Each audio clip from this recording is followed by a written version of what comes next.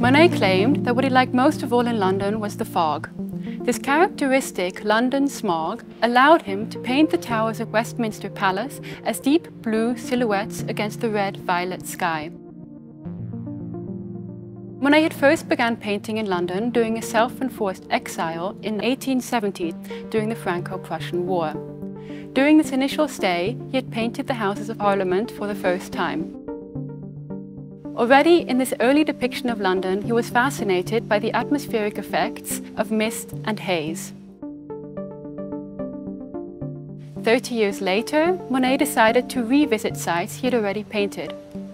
He wanted to create canvases which would sum up impressions and sensations of the past. And thus he returned to London, where he would paint 19 paintings of this London landmark between 1899 and 1901.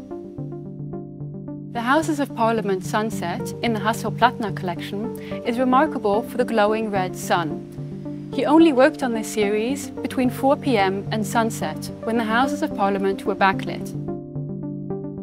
He often chose the winter months for his London visits, as the fogs were their most dramatic then. The view was captured from a room in St. Thomas's Hospital on the opposite side of the Thames. Letter to his wife Alice reveal the meticulous attention Monet paid to the light's nuances. The ever-changing weather conditions both frustrated and fascinated him. He would write to her complaining that there was no mist, or he would be ecstatic about the dazzling sunlight, or concerned about the changing position of the sun after days of overcast skies. Although he would spend a few months in London each time, he would take the incomplete artworks back to Giverny and finish them in his studio. It took him an additional 3 years after his last trip to London to finish the nearly 100 works he painted in and of London. As is characteristic of Monet's later work, he would paint the same motifs over and over again.